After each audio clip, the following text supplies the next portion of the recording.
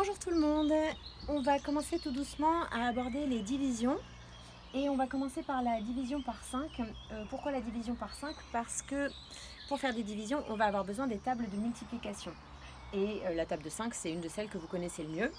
Donc on va avoir besoin des tables de multiplication et d'utiliser ce qu'on appelle la commutativité de la multiplication. C'est un mot qui paraît compliqué, mais en fait c'est tout simple. La commutativité, ça veut dire quoi? Ça veut dire que c'est la même chose d'écrire 4 fois 5 égale 20 et 5 fois 4 égale 20. Les deux sont pareils, hein. On peut échanger le 4 et le 5 de place, ça donnera quand même toujours le même résultat. Okay? Donc ça, on le garde en tête. Et je vous invite à revoir, si vous en avez besoin, la table de 5 avant de démarrer cette vidéo pour pouvoir réussir les calculs de manière efficace. Alors, qu'est-ce que ça veut dire diviser par 5? On va prendre un exemple.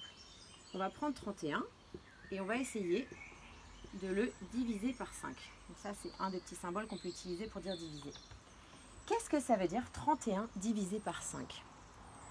Ça veut dire qu'on va se demander, dans 31, combien de fois on peut avoir 5? Et alors, ça revient à écrire, dans 31, combien de fois 5? Ben 5 fois, on ne sait pas combien de fois 5. Okay? On sait ce qu'on va chercher. Sauf que cette multiplication, on verra qu'elle ne tombe pas forcément juste et que parfois, il faut rajouter un petit reste. Alors, on va essayer, en parcourant la table, de se rapprocher, dans cette multiplication-là, de ces deux termes, de se rapprocher le plus possible de 31. Et on va voir ce que ça donne. Alors, on va démarrer.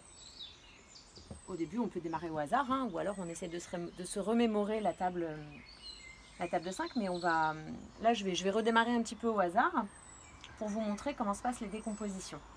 Donc, on va démarrer avec 5 fois 4. On va essayer. 5 fois 4, ça fait 20.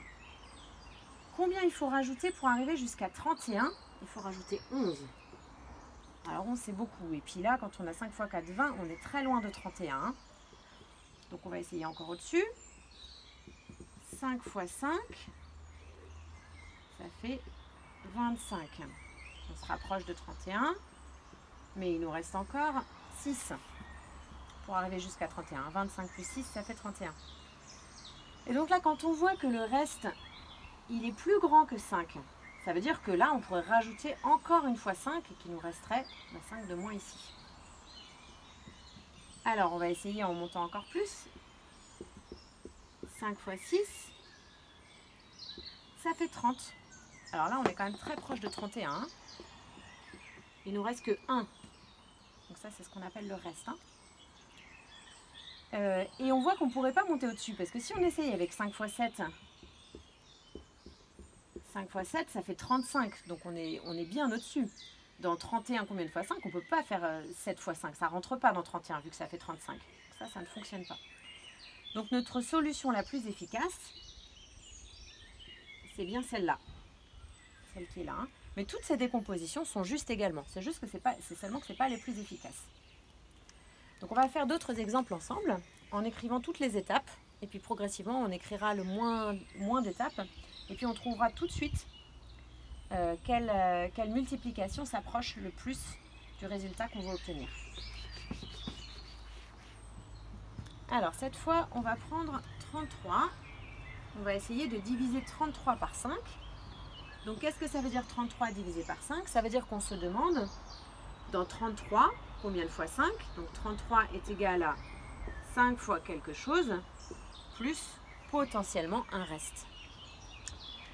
Donc à vous de jouer, je vais vous demander d'appuyer sur pause, comme ça la vidéo n'est pas trop longue. Vous appuyez sur pause le temps de chercher la décomposition la plus efficace. Et puis moi, je vous écris la correction tout de suite. Et vous ne regardez la correction que quand vous avez fini d'écrire vos décompositions à vous. Donc ici, la correction.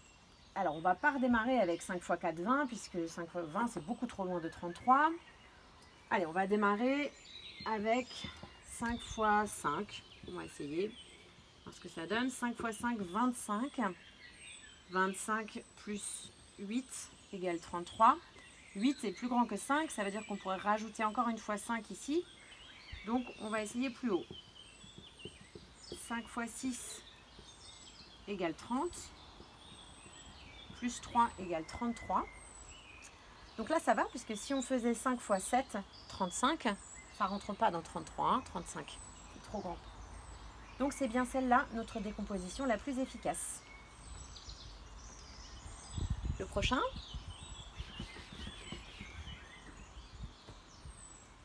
On va prendre 37. Donc on se demande dans 37 combien de fois 5. C'est comme écrire 37 égale 5 fois quelque chose, plus potentiellement un reste. À vous de jouer. Mettez pause pour faire votre recherche et pendant ce temps-là, je vous écris la correction. Donc là, on va essayer 5 fois 6, celui qu'on avait avant. 5 fois 6, ça fait 30, plus 7, ça fait 37. Donc on voit que ce 7, il est plus grand que notre 5. Donc on pourrait rajouter encore une fois 5 ici. On va essayer de monter encore d'un cran.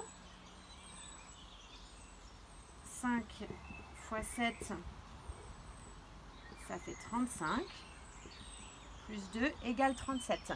Alors là, on est bien. Puisque 2 est donc plus petit que 5, donc ça veut dire qu'on ne peut pas rajouter encore une fois 2, que si on montait un cran au-dessus, 5 fois 8, 5 fois 8 ça fait 40, donc ça ne rentre pas dans 37. Dans 37 combien de fois 5? On ne peut pas mettre 8 fois 5, puisque ça fait 40 et c'est trop grand pour 37. Donc la décomposition la plus efficace de 37 avec la table de 5, c'est 37 égale 5 fois 7 plus 2. Ok ? On va faire un autre exemple.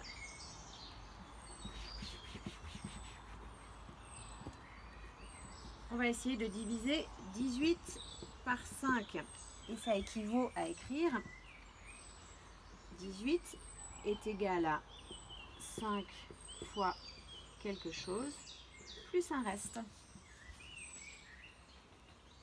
À vos recherches. Mettez pause pendant que vous cherchez. Comme ça, j'écris directement la correction. On y va. Alors, on va essayer avec 5 fois 2.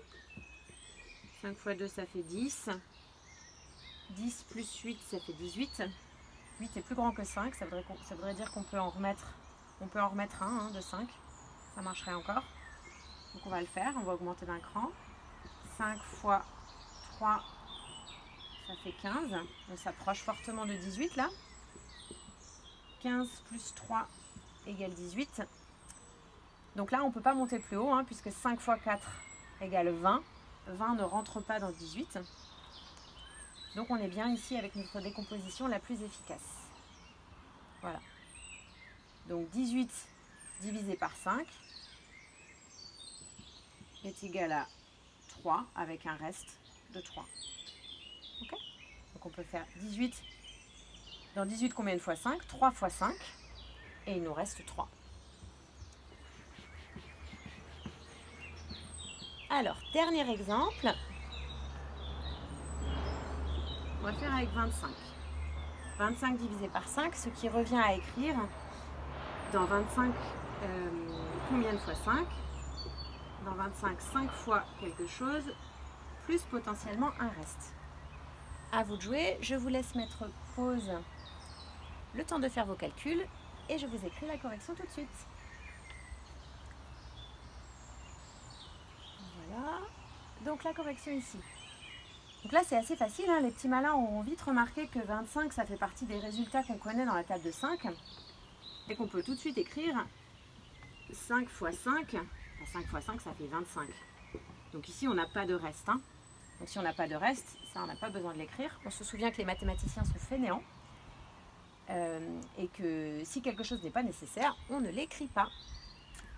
Voilà, donc 25 divisé par 5 est égal à 5. Dans 25, combien de fois 5? 5. Voilà, j'espère que c'était clair. C'est une première approche. Ça ne doit pas être évident en vidéo comme ça, sans pouvoir poser de questions. Donc on va le retravailler régulièrement en essayant de s'approcher toujours plus rapidement de ce chiffre-là en utilisant la multiplication. Voilà, on le travaillera régulièrement, donc pas de panique si c'était un petit peu compliqué aujourd'hui. Voilà, à bientôt!